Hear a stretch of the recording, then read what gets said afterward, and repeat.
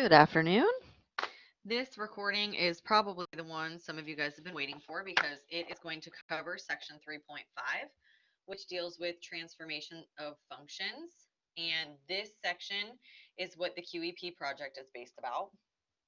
So you may have noticed the announcement posted about the QEP project or the folder that has the QEP project in it. And it is a project that is dealing with transformations on a particular function. And so this section is going to cover how to handle graphing transformations of functions. So we're going to begin with kind of like a little intro about some background information about functions themselves and different types of symmetry and things about these graphs. And then we'll get into the actual transformation stuff about them. So we're going to start with symmetry.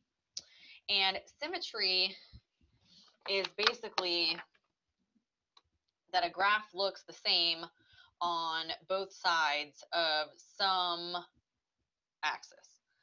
And it's like a reflection in a mirror. Whatever's happening on one side, the same thing is happening on the other side, and it kind of matches up.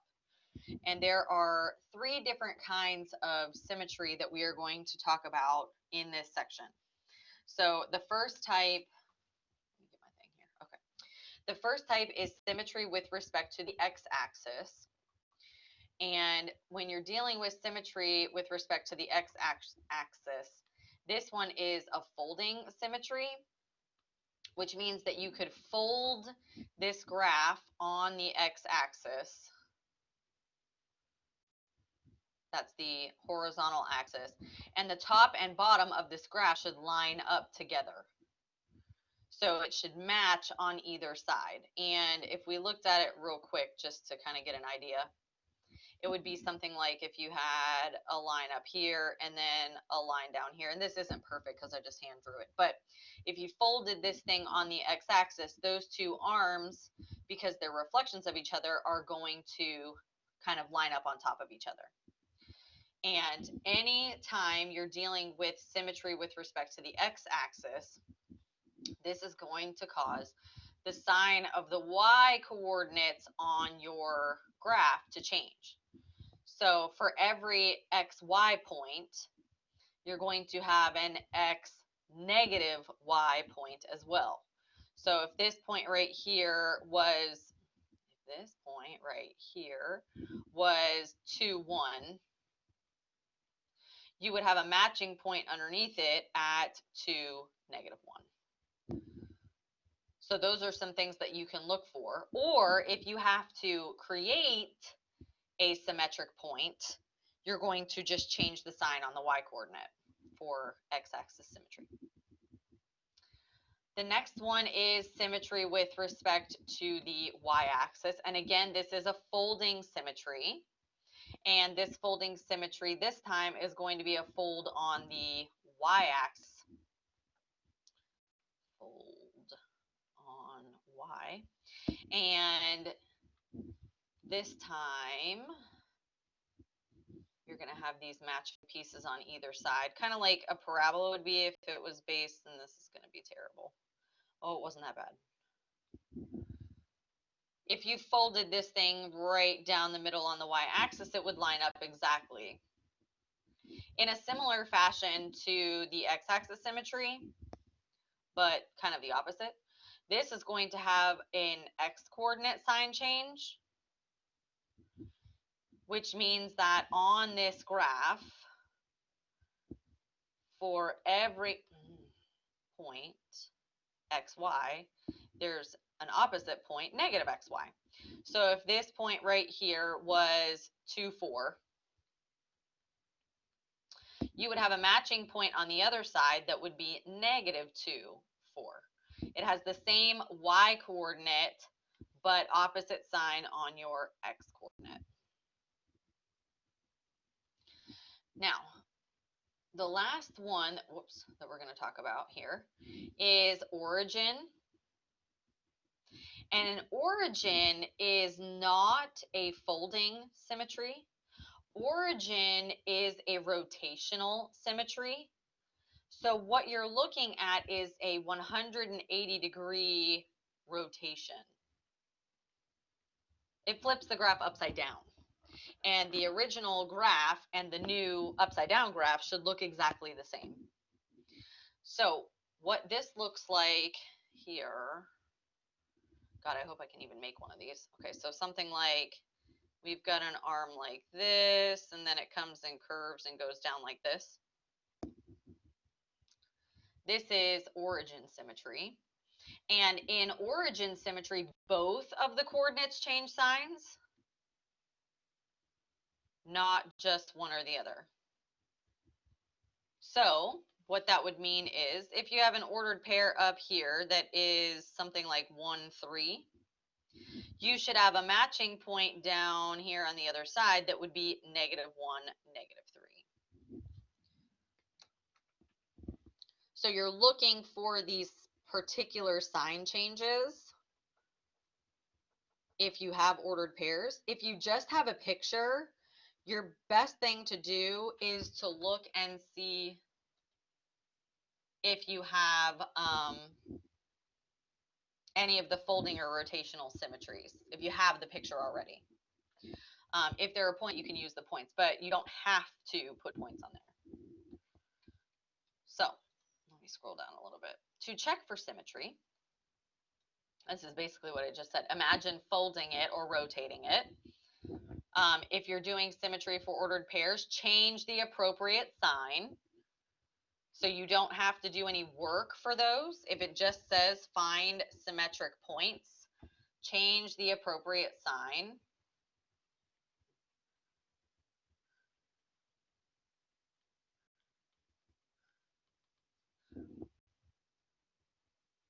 And if you're going to do a test for symmetry with a function itself, you're going to want to draw the graph. You don't have to do this stuff here. Draw the graph and then look at the graph. Don't go through the replacement and all that stuff. So let's look at a couple of these. Does it ask us to do even odd after that? Yeah, okay, so we better just talk about this first. I was going to do it first, but we'll talk about it first. Okay, so even and odd functions. Even and odd functions, you're going to be looking at the graph to determine if it's even or odd. And you're looking for something very specific. In even functions, your graph is going to be symmetric with respect to the y-axis. So since we're going to be drawing these graphs, we will be able to determine visually if it's even or odd. And we are looking for y-axis symmetry. Again, we don't have to do this algebraic stuff, so just kind of ignore that. Same thing down here. I'm going to ignore this. For odd functions, you're looking for symmetry with respect to the origin. If your graph has symmetry with respect to the x-axis, it is not a function because it would fail the vertical line test. So if you get x-axis symmetry, it's neither even nor odd because it's not a function. So just something that we'll be looking at here. Let's talk about this example here where it is having us state a new point that is symmetric with respect to the x, y, and the origin. And this is what I was talking about before, where you're just going to change the appropriate sign. So for x-axis symmetry, we talked about how in x-axis symmetry, it reflects over the x-axis, which means the y coordinate is the one that's going to change. You'll have one on the top and a matching one on the bottom. So symmetric with respect to the x-axis, the x stays the same. The y is going to change signs. Similarly, symmetry with respect to the y-axis means you have one on each side of the y-axis in the positive x's and the negative x's, but the y remains the same. So you're going to change the sign on the x coordinate. Positive 8 flips over here to -8 on the other side. y stays the same. In origin symmetry, we are doing a 180-degree rotation, which means that the signs on both are going to change, making the positive 8 a negative and making the negative 3 a positive.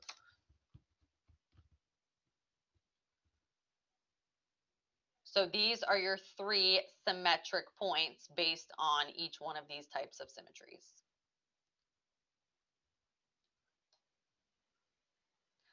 Now let's talk about a graph. And we are going to sketch the graph of this relation and then answer several questions. Is it a function? Is it even or odd? If it has symmetries, what kind? And then the increasing, decreasing intervals. So there are several different things that we are going to do. Is it a function? That's the vertical line test. Even, odd, or neither, that will be based on the symmetry. So we're going to have to state if it has what type of symmetry, and then that kind of will follow after that. And then the increase, decrease, constant intervals. So several different things.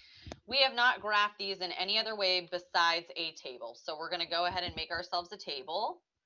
And for my table here, I'm going to choose my x values, -2, -1, 0, 1, and 2.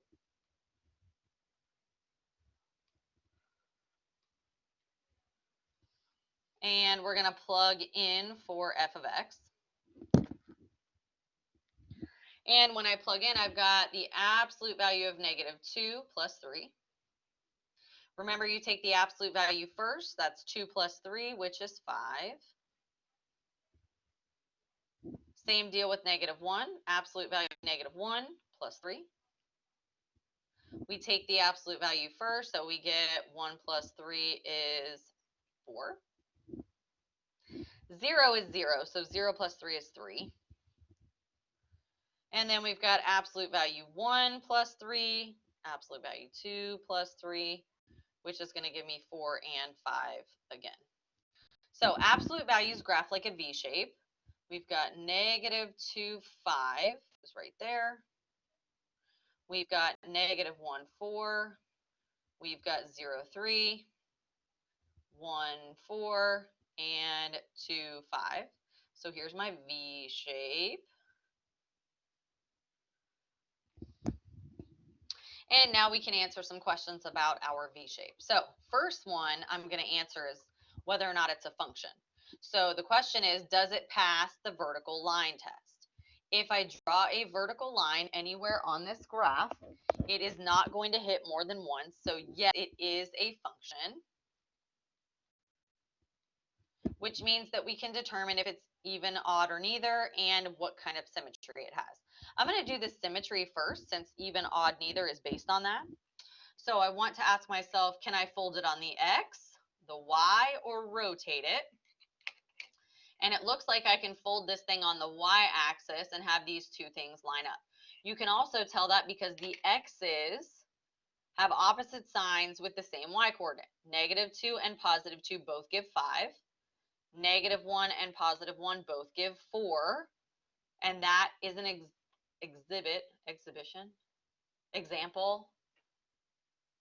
example of y-axis symmetry. Now, according to the rules, there's question 1, here's question 2, question 3. According to the rules, if your graph has y-axis symmetry, then that makes it an even function. Even functions have y-axis. Odd functions have origin.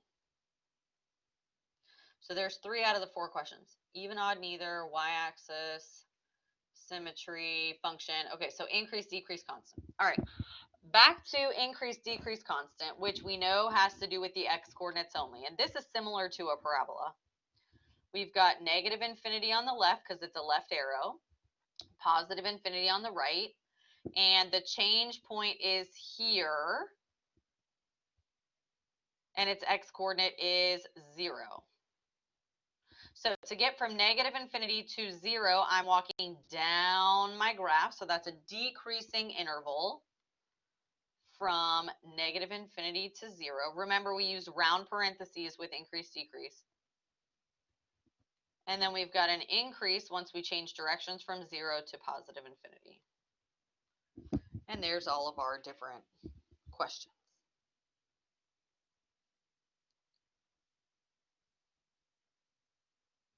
And we can do this for all the different graphs. We just draw a picture and then take a look at what it looks like. The second graph here is a parabola, negative y squared. We have drawn several parabolas, so I'm going to go on to the cube because we haven't done much in the way of cubes. So I'm going to take a look at this cube, and I'm going to do the same thing that I did the last time. I'm going to make myself a table, and in my table, I'm again going to choose -2, -1, 0, 1, and 2. And then plug in, oops, h of x this time, h of x, and I'm plugging in. So we want to make sure we do our order of operations. This is 2 times -2 cubed. The cube has to happen first. -2 cubed is -8, and 2 times -8 is -16, which is way off the graph down here somewhere. So we're not going to be able to put that one. That's okay. Then I've got 2 times -1 cubed. -1 cubed is also -1, so 2 times -1 is -2. That one's on there. Then I have 2 times 0 cubed, which is 0. Then 2 times 1 cubed is 2 times 1, which is 2. And 2 times 2 cubed is 2 times 8, which again is 16, and that's way off the graph. So I'm going to plot what I can. -16 is too low. Let's do -1, -2 is right here. Right here. And 0, 0 is in the middle. And then 1, 2 is right here. And these other ones are way up and way down. So we're kind of curving around here.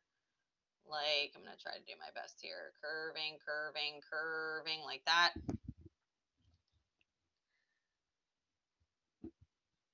And now we can answer our questions. So we start with the vertical line test. Is this thing a function? Yes, it is. It's going to pass the vertical line test. Now let's determine the symmetry. So you can't fold this over the y-axis and have it match. You can't, fold it over the x-axis and have it match. But if you flip your paper upside down, you should see that this arm ends up down here and this arm ends up here. So this is the rotational symmetry, which is origin symmetry. And origin symmetry indicates to us that this is an odd function. Now the only thing left to do is the increase-decrease constant. And this graph starts on a left-hand negative infinity and goes to a right-hand positive infinity. There is no change point.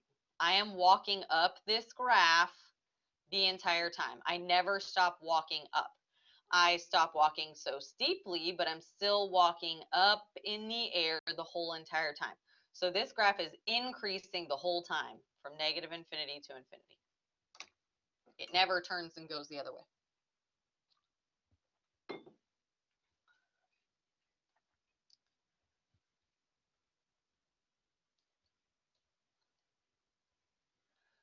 All right, let's talk about transformations.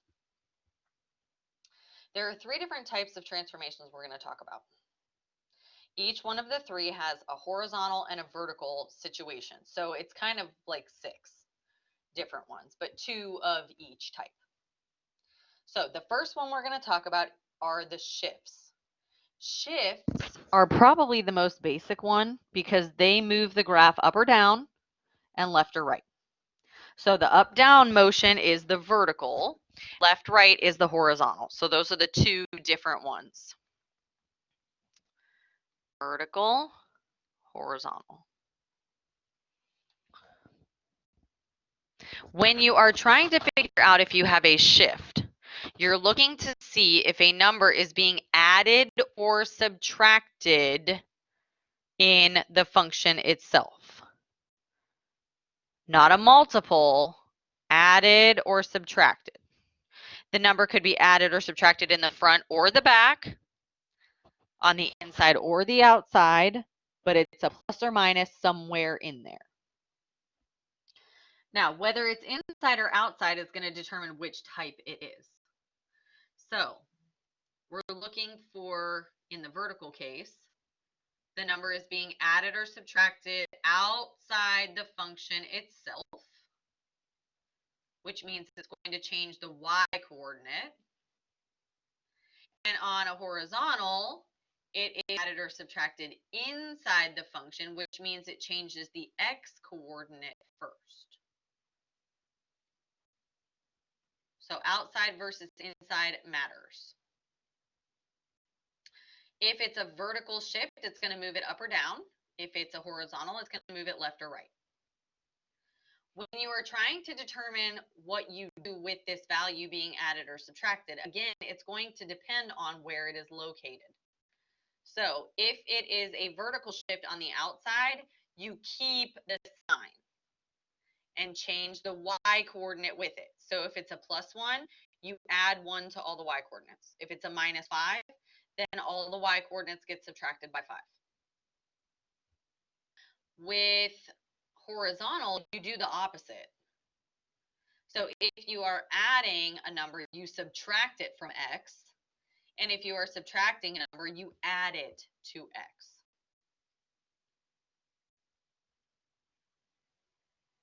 So it's probably going to be a good idea for you to have this in front of you when you're trying to do this stuff. When you are doing these transformations, if you have a horizontal shift, it is the first transformation that is done in a graph. If you have a vertical shift, it is the last transformation that is done.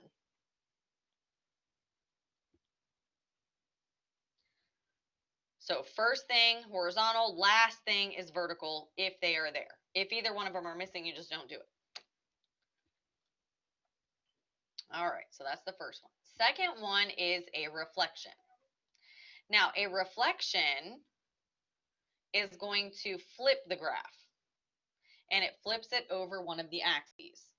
And the only way that you can do that is if there is a negative involved, because it's going to change the sign from a positive to a negative, or a negative to a positive, which moves it to the opposite side of the axis. So if you see a negative symbol in your problem, whether it's in the front or inside the function itself, this is going to indicate a flip. So the negative, it's important. Multiplying by a -1. Now, there could be another number there, like a -5 or a -1/2 or something like that. It's really the negative that you're looking for. So again, vertical and horizontal. A vertical flip means that it goes from top to bottom or bottom to top. So that means that it's going to flip over the x-axis. And to indicate a vertical flip, the negative is outside the function itself, typically in the front. It would be like a negative x cubed or a negative absolute value of x. And that would indicate that it goes from the regular one to upside down, flipping over the x-axis. To do that, you are just going to change the sign on the y coordinate. You don't have to make any other changes. Just flip the signs, on all the y coordinates, and it will flip this thing upside down. Similarly, but not the same, a horizontal flip. A horizontal flip happens whenever the negative is immediately in front of the x inside the function itself. So it would look something like y equals absolute value negative x, or y equals parentheses negative x cubed, something like that. That will indicate that it moves from one side of the graph to the other side, left to right, which is a flip over the y-axis. To do this, you are just going to change all the signs on the x coordinates of your graph. Reflections are the second thing that you do, and technically the order doesn't matter.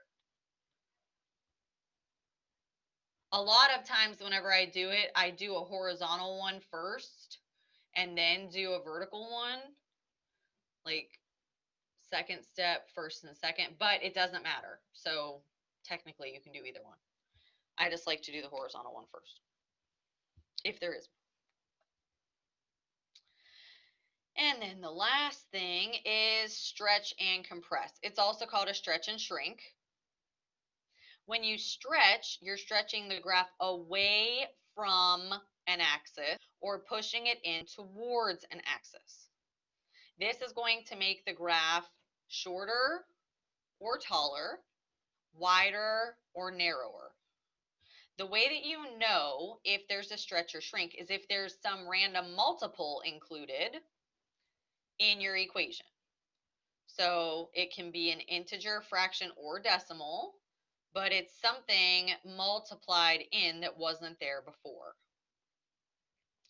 To tell which one is which, if you have a vertical stretch or shrink, the number is going to be on the outside of the original parent function. If it's horizontal, it will be on the inside of your parent function's symbol. So for example, something like y equals 2 absolute value x versus y equals absolute value 2x. Inside, outside. Now, when you do this, a vertical one is going to stretch or compress it about the x-axis. That means it's stretching it away from, making it taller, or stretching it in toward, or compressing it rather, in towards, which is kind of smushing it down, which makes it shorter. It's the opposite for horizontal. It's a stretch or compress about the y-axis, which means it makes it wider or more narrow. Now, to create these types of transformations, you will, if it's on the outside, multiply the y coordinate by this number, whatever it is, all the y coordinates get the multiple. And if it's horizontal, you will divide the x coordinate by the number. So it's opposites again.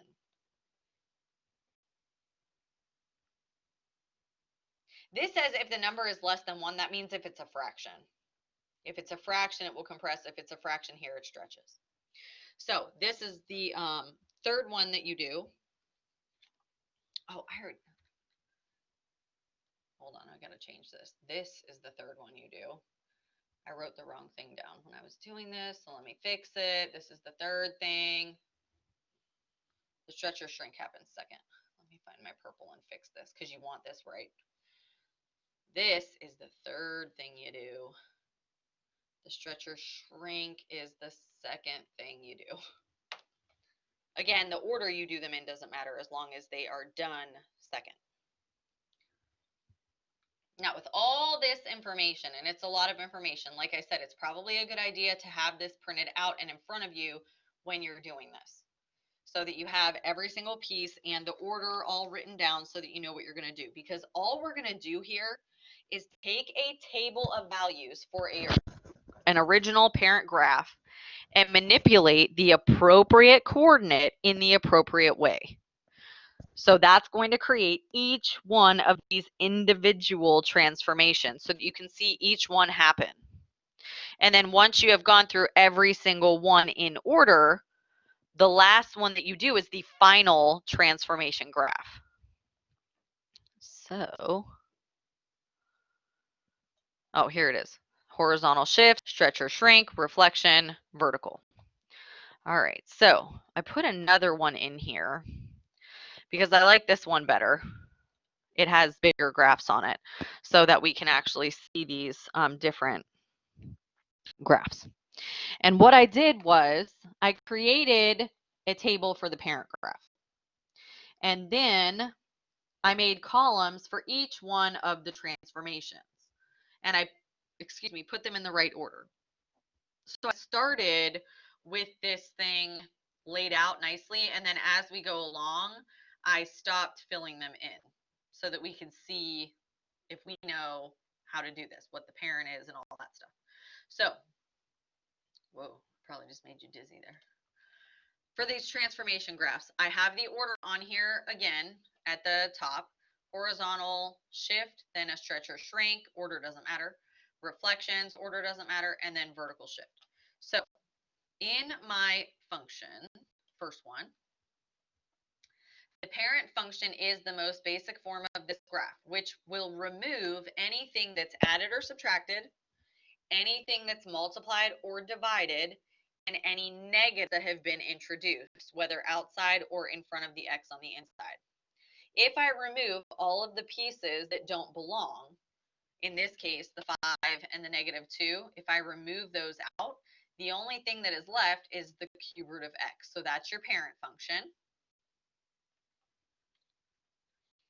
And the other two values that have been brought in are going to create our transformations. And in our case, there are two transformations. There's a horizontal shift because there's something added on the inside. And there's also a vertical shift because there's something subtracted on the outside. So we have to do both. And according to the order says we have to do the horizontal one first. That's the one on the inside. How did I just jump backwards? So what we're going to do is take these ordered pairs. Each one of these represents an ordered pair. And we're going to manipulate the appropriate coordinate of that ordered pair and graph each transformation separately so that they all can be seen. And then that way you can kind of see how these things move these graphs. And then it also asks us to state the domain and range because these come from the original notes packet. I just kind of made them bigger. So we're going to begin with our horizontal shift. Now, according to the rules, a horizontal shift is going to change your x coordinate and you actually do the opposite of what it says. So it says +5. To do ours, we are going to -5 from each one of these x coordinates. In a horizontal shift, the y coordinate does not change. So for each one of these x's, I'm going to subtract 5. -8 minus 5 more.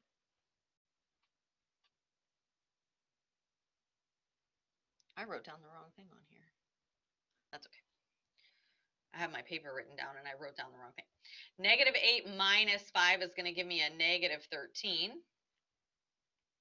The y coordinate doesn't change, so -2 is still the y coordinate for our new ordered pair. Then we go -1 minus 5 more is going to give me -6, comma, -1 stays. 0 minus 5 is going to give me -5. Again, 0 is going to stay. Then 1 minus 5 gives me -4. -4, 1 stays. And 8 minus 5 gives me 3, 2 stays. So these are my new ordered pairs for my first shift. And you're going to see that these new ordered pairs move my graph 5 units to the left. It's the exact same graph, just moved left 5 units. So I'm going to plot these points so you can see that. So we've got -13, 13, -2. Is this 2, 4, 6, 8, 10? Yeah, okay, so this is in twos on the vertical axis. That's kind of annoying. -10. Oh, it's by twos on both. Okay, so -10, 12, 13. And then this would be -2 is right here. Right here. And then we've got -6, -1, 2, 4, 6, -1's right here. We've got -5, 0, so 2, 4, 5 zeros right here. It would be helpful if it stopped doing that because it's hard. There. And then we've got -4, 1, so 2, 4, 1 is right here. And then we've got 3, 2, so 2, 3, 2 is right here. And now I have to try to connect these, which is going to be hard enough as it is on this coordinate plane with this pen. But there we go. Same general shape. The shape has not changed. It's just moved left 5 units. So you can see kind of right here where it was at 0, 0. Now this point is at 2, 4, 5 on the left because it moved left 3 units and everything else just kind of followed. So there's my first transformation, a left shift 5 units. Now the last one, the second one and the last one, is the vertical shift, which is going to build off of the new points that we created. So this kind of was like step 1, and this one here is going to be step 2, and we build off of the previous column each time. So vertical shift uses the number outside of the parentheses. We keep the same sign, and it changes the y coordinates, which means that for each one of these y coordinates that I have here, I'm going to subtract 2 to get my new y coordinate. And I'm not going to change anything about the x's because vertical shifts don't change the x, they only change the y. So this one was x minus 5. This one is y minus 2. Okay, so each y coordinate minus 2. So -13, comma, -2 minus 2 is -4.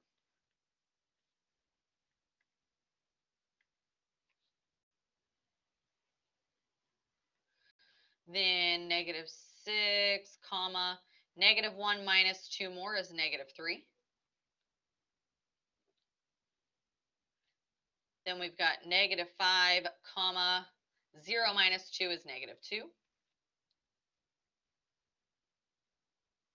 Then -4, comma, 1 minus 2 is -1. And 3, comma, 2 minus 2 is 0.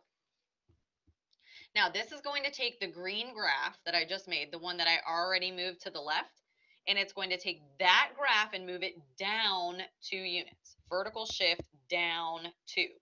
So it should be in the same place as this one, just down 2 more. So let's graph each one of these points. -13, -4. Here's -13, 2 4s right here. Then we've got -6, 2 4 6, -3, this is 2 3s right here. Then -5, 2 4 5 is at -2, which is going to be right here. Kind of hard to see because it's on the graph that was already there. And -4, -1, 2 4, -1's right here. And then 3 0, 2 3 is at 0 right here. Okay. So you can see that each one of these points has just been moved down 2 units. And that's what this vertical shift does. The same place as the green graph, just down 2 units. And this purple graph is the final graph. Why isn't this writing anymore?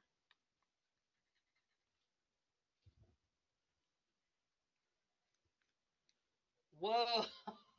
I don't know what just happened. It stopped writing. Okay, final graph. The final graph is the last one that contains all of the transformations. So this is the actual final answer. It has been shifted left and down, and that's it. So that's the one we're going to base our answer on for domain and range. So domain goes from the left side of the graph to the right side. Left arrow means negative infinity. Right arrow means positive infinity. And then for the range, we go from the lowest point on the graph, the lowest is an arrow, to the highest, which is also an arrow. So again, negative infinity to infinity. So this is all we're going to do with these transformations. And you don't have to do step by step by step by step. I'm just doing it so you can see each of these things move. You can really, if you only want the final answer here, you're just going to make a table and do all of the things to each one of those x's to get your y. If it wants to see the transformations, or if you want to see the transformations, then you just do them in order as you kind of go from one thing to the next.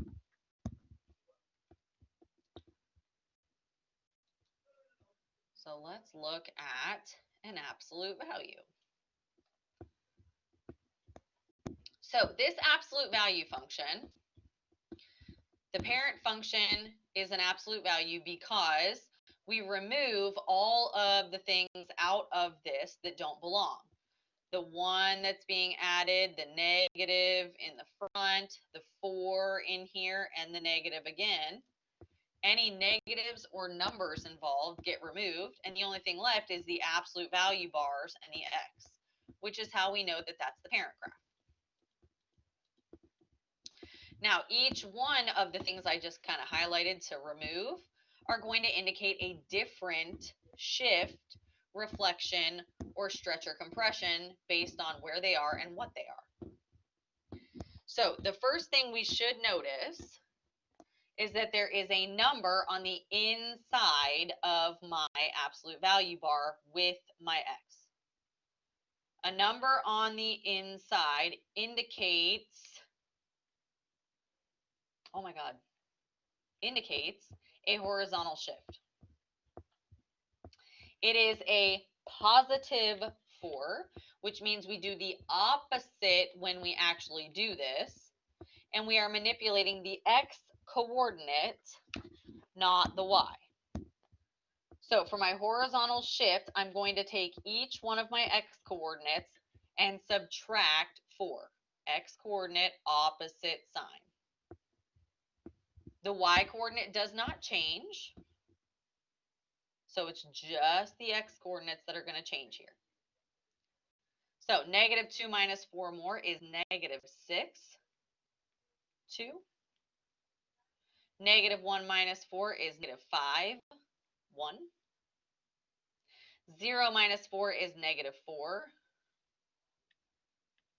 Negative 4, 0.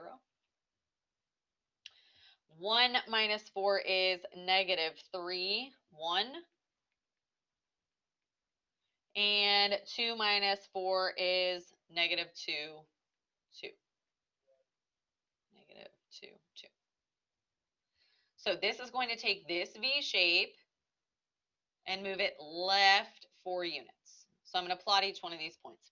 Negative 6, 2 is here. Negative 5, 1 is here. Negative 4, 0 is right here. Negative 3, 1 is here. And negative 2, 2 is right here. And now when I connect these things to make my V shape, you can see that it's the same as the original V shape, just the whole entire graph has been moved to the left 4 units. Here's my original vertex, 1, 2, 3, 4. Here's the new one. So there's my first transformation, a horizontal shift to the left 4 units. So that's the first thing we did. Now there are 3 more transformations in here. Each one of the negatives indicates a reflection, and this one on the outside indicates a vertical shift. So we can do the vertical and horizontal reflections in whatever order we feel like. In my graph or in my chart, I have vertical first, then horizontal, so it doesn't matter. But the vertical reflection, if that's the one we're going to do, is indicated by the negative in front of the absolute value bars. That negative means that this thing is going to flip down over the x-axis and become upside down. And when we do that, we are going to change all the signs on the y coordinates. So for the second column, each one of these becomes negative y. The x's don't change, just the y's change. So all these x's will stay, all the y's take the opposite sign. So we're going to have -6, -2, -5, -1, -4, -4, 0, because 0 can't become negative. -3, -1, and -2. Every time I do this, -2, comma, -2. And we can plot each one of these points, and we'll see this V shape here flip upside down. So we've got -6 is at -2 right here. -5 is at -1. This one didn't change because 0 can't change signs.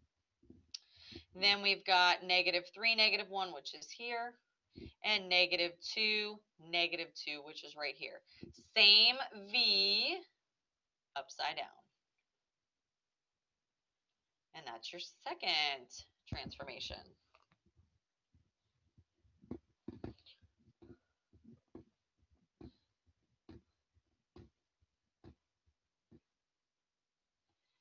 And then we do our third one, which is the horizontal reflection. Again, we're building each column off the one before it. So don't go all the way back. We're going from the pink one now into this next one. The horizontal reflection is indicated by this negative right here being right in front of the X on the inside. And what that should tell you is that you're going to change the signs on the X's.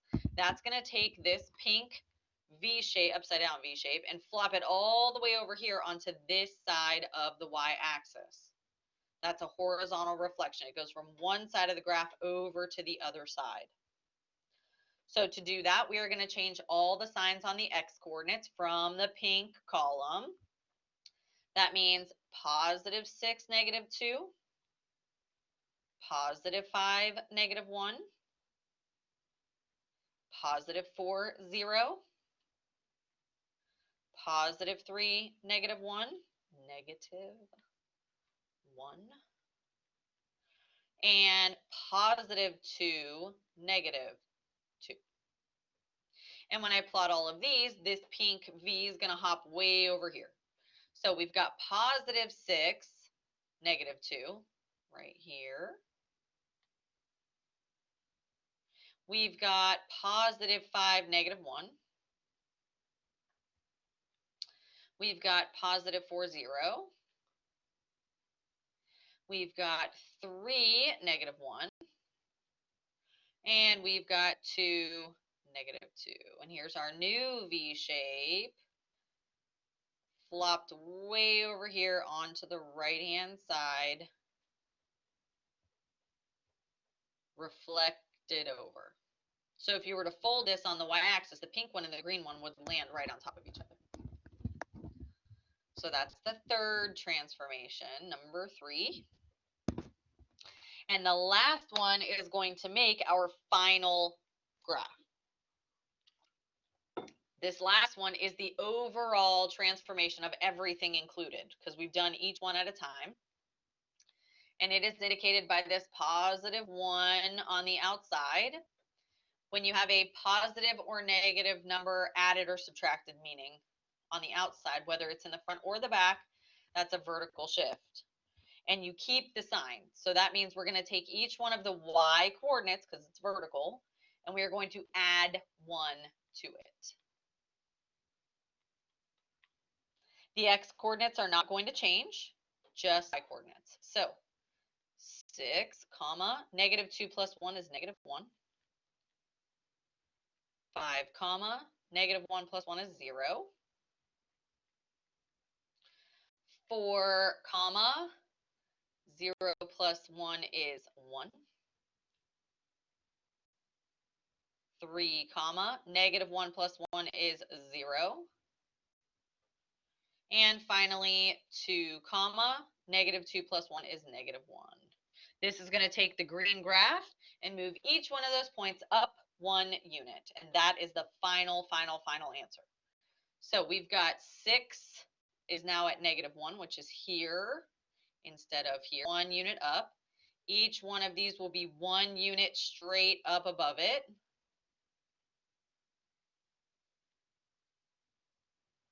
And we're creating our new V shape. It's not even a V shape anymore. It's like an upside down V. I don't know what you would call that, like an arrow, like a pointy thing.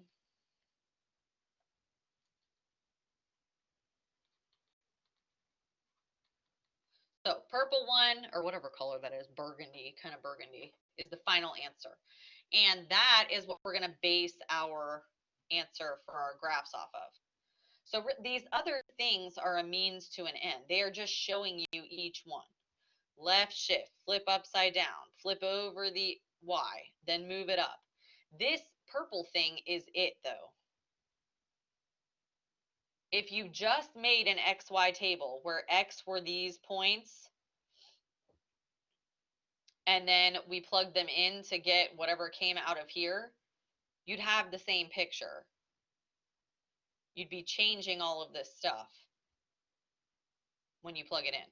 So everything would kind of be different and come out in the wash. This is just to show you each one.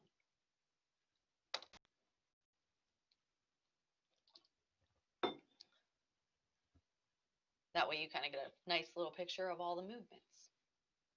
But we're still going to base our final solution for domain and range off of this guy. So domain first. Domain.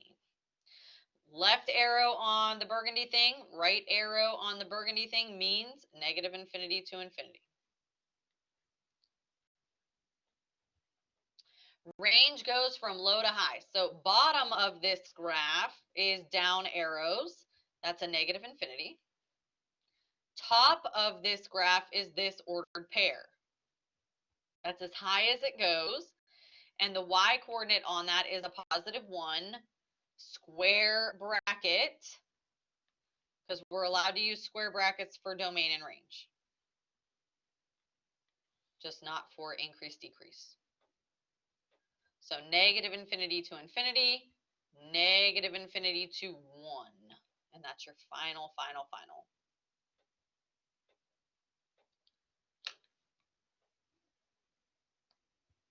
All right, the last one we're going to have time for in this particular video is number 3 here. Number 3 is a square root function. If you take out all of the pieces that don't belong, meaning the negative, the 1/2, the -1, and the +2, the only stuff that's left over in this function is the radical symbol and the x. So your parent function is the square root of x.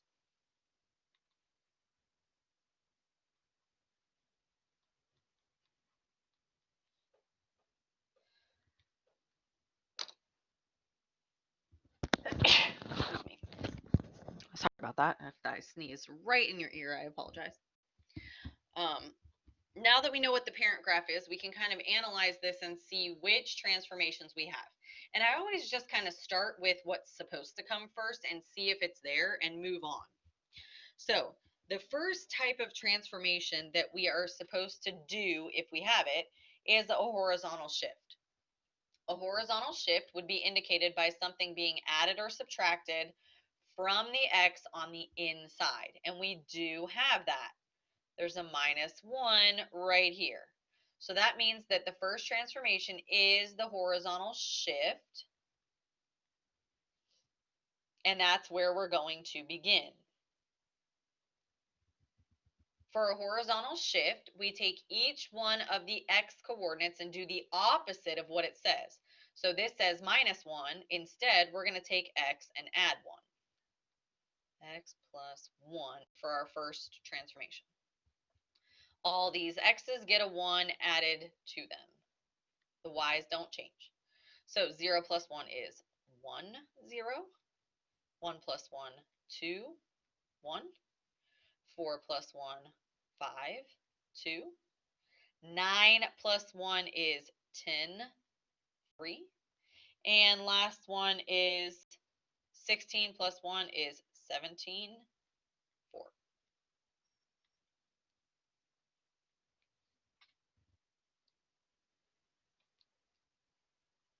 And now we can plot all these points and see the first move, which is a horizontal shift, right 1 unit. That's going to take this little curve here and move it to the right 1 unit.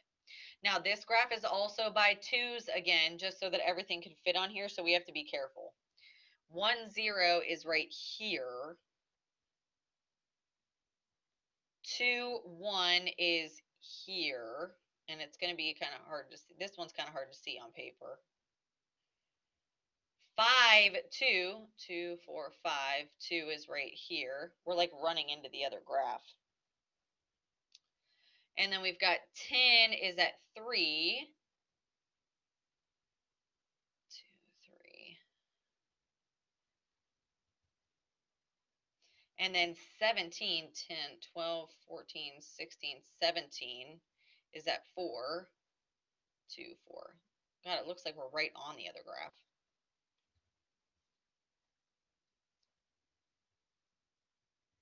So again, this is kind of hard to see. I probably should have used a different color besides blue. But you can kind of get an idea that it has at least shifted over to the right 1 unit. If all else fails, look at the 0 and see where it went. So there's my first move, and it's kind of hard to see. Sorry. After we do a horizontal shift, the next thing we want to look for is, are there any stretches or shrinks? Stretches and shrinks are indicated by a number being multiplied inside or outside of the function. You do not want to include any negatives in this because the negatives indicate a different type of transformation. So just numbers multiplied or divided. And we do have a number being multiplied on the inside, 1/2.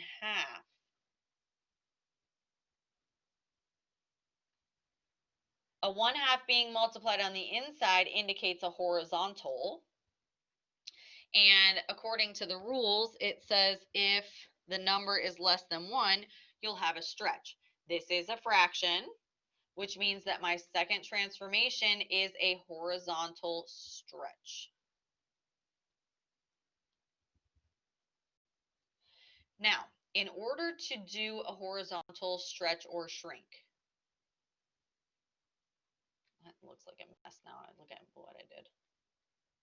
I'll fix it. You are supposed to take your x coordinate and divide it by whatever is in front of the x. So that would mean that for this thing, we are supposed to take the x coordinate and divide it by 1/2. Now, you can't divide by a fraction. So we multiply by the reciprocal, which means we're actually taking x times 2. So each one of these x coordinates is going to get multiplied by 2. And this is going to stretch it away from the y-axis, making it kind of like longer off to the right. And so each one of these x's is going to get multiplied by 2. So 1 times 2 is 2, 0. 2 times 2 is 4, 1. 5 times 2 is 10, 2. 10 times 2 is 23. And 17 times 2 is off of the graph, which is fine. We just won't do this one. It's 34, 4. So we'll plot these other ones, and then the last one we'll just know is kind of way off to the right there. Oh, I forgot to number this. Okay, so this is, the blue one is the first one. Now the orange one will be the second one. So we've got ordered pairs, 2, 0, which is right here.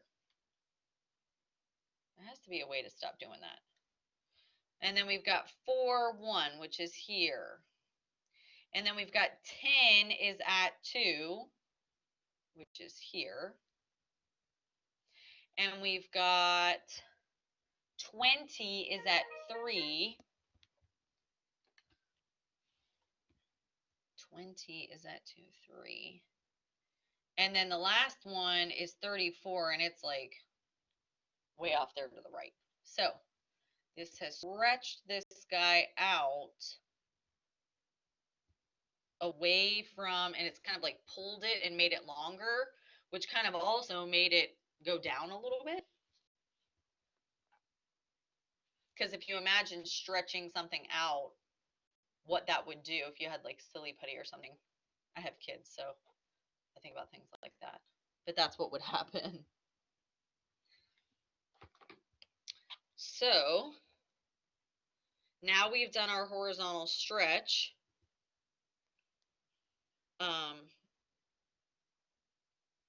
Sorry, a colleague is trying to get in touch with me.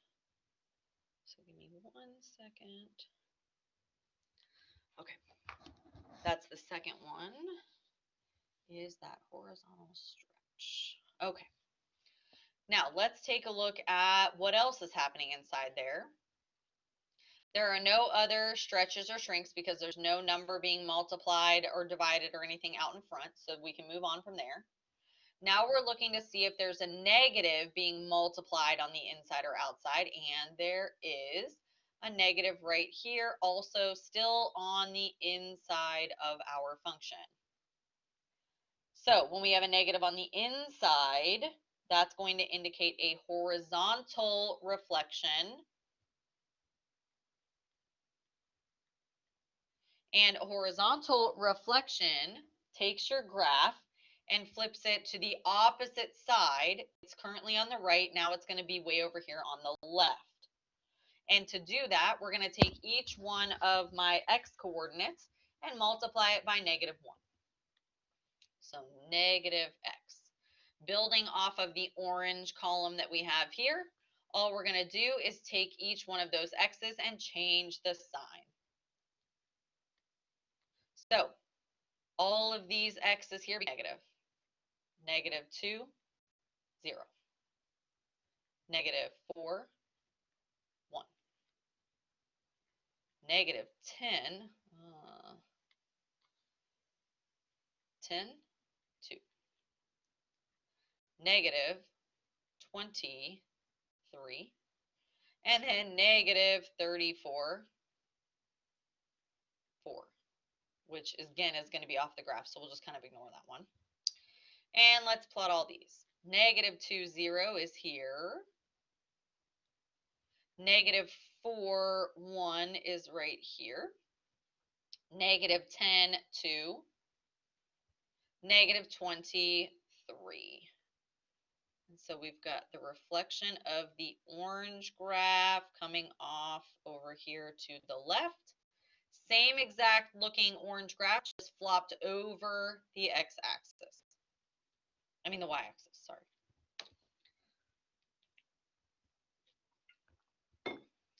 There are no other negatives involved, so that's the only reflection.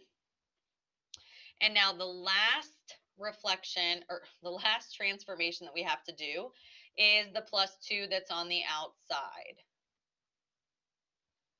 +2 on the outside indicates that we have a vertical shift.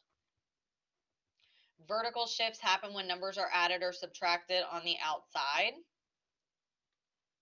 And they change the y coordinate. And you keep the same sign. So this one is +2, which means to find it, we're going to take the y coordinates and add 2. This is just going to take the pink graph and move it up 2 units. So all the y's get added by 2. X's don't change. -2, comma, 0 plus 2 is 2. -4, comma, 1 plus 2 is 3. -10, comma, 2 plus 2 is 4. -20, comma, 3 plus 2 is 5. And then again, this last one is off the graph. -34, comma, 4 plus 2 is 6. So we had our third transformation, and now this is our final, which is the overall actual final graph of this function. So we've got -2 is now up at 2. We've got -4 is at 3, which is here. We've got -10 is up at 4. We've got -20 is up at 2, 4, 5 right here. And so here's my final graph kind of going off here. Final.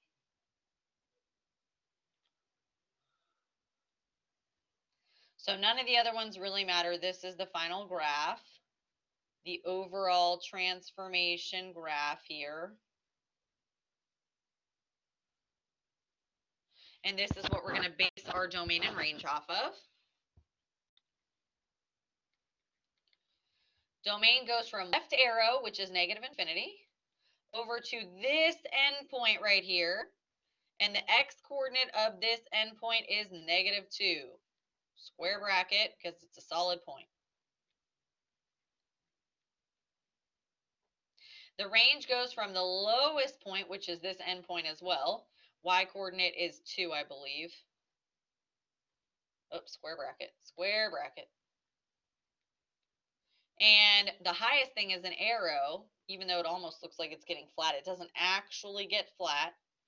So the highest thing on this is +infinity. So this kind of gives you an idea of what these graphs look like step by step so that you can see each one of the transformations happening. Again, it's not necessary to show each transformation unless it asks about it, because the final graph is your actual graph of this entire thing. I just wanted everybody to be able to see what these transformations do and how each one of these values and negatives and multiples and things react with the function to move it along inside the coordinate plane. What I want to show you real quick before I end this video is the website that I use whenever I am doing these graphs, to kind of make it a little bit easier on myself and to see how each one of these things happens. So I use a website. I'm going to pull up another tab and then bring it over here. I think you guys can see that now. Yeah. Okay. So here's my Google page, and I'm going to type in Desmos.com. Desmos is a graphing website where you can enter in functions and see what the function looks like, and then do manipulations on it to see what the manipulations do. I use it a lot because it makes my functions really easy to see. So for example, the one that I just got done doing, the parent graph was y equals absolute value, not absolute value, it was a radical x. And you can see that if I type it in here, it throws this parent graph up here like this. That's where I got these parent graphs from whenever I put these into that worksheet that I was just showing on the screen. I went here first to make these nice parent graphs on the coordinate plane because you can copy and paste them into a document. To do that, you click this little button right here where it says share, and then you do export image, and then you can change how big it is and how much you zoom in or out and the line thickness, and I just right click it and click copy and paste it in. But you can do in this graph all of those different manipulations that we had one at a time. The first one we did was the horizontal shift. And so the only thing that would be in here would be y equals the square root of x. I think it was +1. Nope, it was -1. There it is, moved over to the right 1 unit. You can do y equals, and then just do the next one, which was the horizontal stretch. So we could take everything out except that piece and just see what it does. It was, I'm just going to put in 0.5 to be short, 0.5x. And you can see the green graphic kind of narrows it down because it's stretching it out. You could put in the -1 if you want to see our graph and what we have in there. And you could keep going with all of these and see all these different graphs. You can change the color. You can export it at any time and use these when you're doing your project. I like this system because you can see all these graphs nice and neat. It's very easy to type this stuff in because you have the toolbar, and it makes it a lot easier to see each one of these transformations. Though graphing it by hand wasn't hard, we just manipulated the ordered pairs. It's even faster to type it in here. So this is something that you can use to see all of these different transformations. And it's just one of many. It's just the one that I like, and I just find it easy to use. It's your call. But anyway, there's a little bit about transformations. There is a tiny bit more left in this section about looking at a function, and I think it's looking at a function and telling, now I lost the paper where it's, oh, here it is.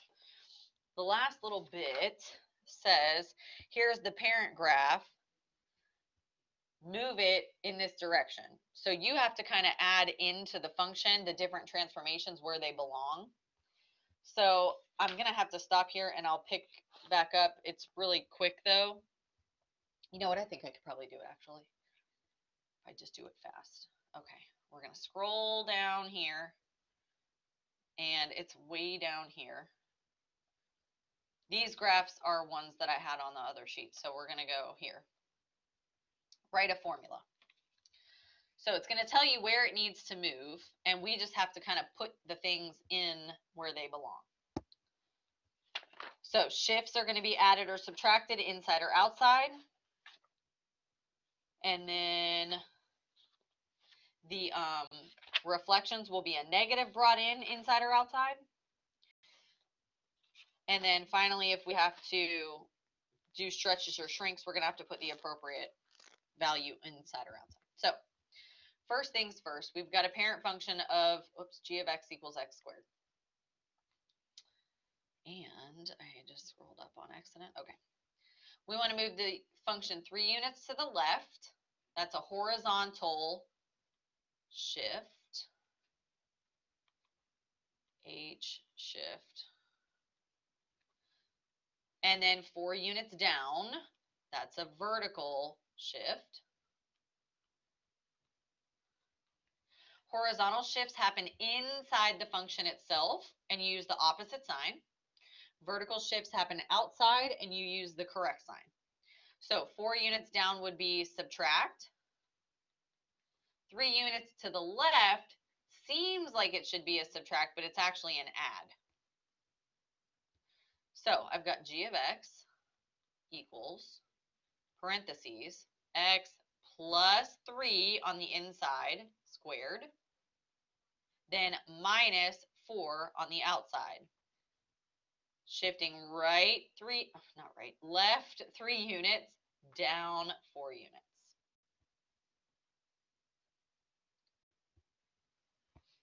In the second one, we're going to reflect over the y-axis. That means bring a negative in.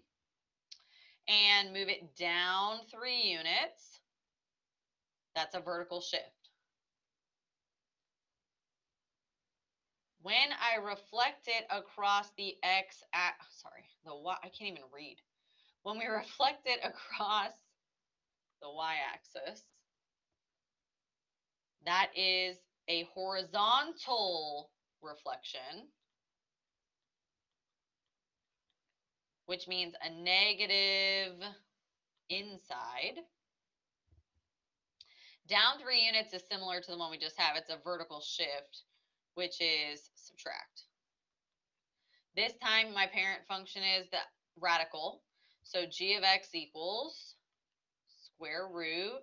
Instead of positive x, we want negative x, negative on the inside, and then on the outside, minus 3.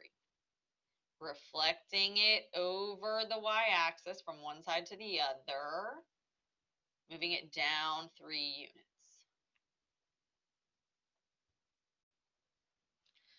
Last one, we've got reflect across the x.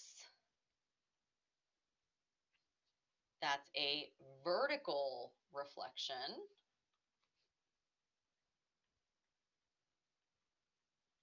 Vertical reflections change the y coordinate, so we want a negative outside. We want to move the function 8 units to the right. That is a horizontal shift. Horizontals use opposite sides, so if we're going to go to the right, we're going to subtract 8 on the inside. And then the last one is 2 units up. That's a vertical shift. In vertical shifts, we use the same sign, but it's on the outside. So plus 2 outside. So new function, g of x equals. I want a negative on the outside, so negative absolute value, x. We need a horizontal shift, so minus 8 on the inside. And then we need a vertical shift, so we're going to add 2 on the outside. You could also write this as 2 minus the absolute value of x minus 8. These two mean the same thing, so either one is fine. I don't know what just, oh, my OneNote just restarted. Well, good thing we were done, I guess. But anyway, there it is. Or g of x equals 2 minus absolute value x minus 8. So either way is fine. So that's putting the numbers in where they go based on what they are supposed to do to the graph. So I hope these transformation notes help. I hope that this kind of gives you an idea of what the transformations look like and how they are created. And then, like I said, that Desmos website can come really in handy to see these things kind of quickly. And you can also copy and paste the graphs into your project if you want to use that website. If you have any questions, as always, you can reach out to me, or you can see any of the math instructors for tutoring. Tutoring times are available in the syllabus on the last page. I hope you all have a good day, and I'll see you soon.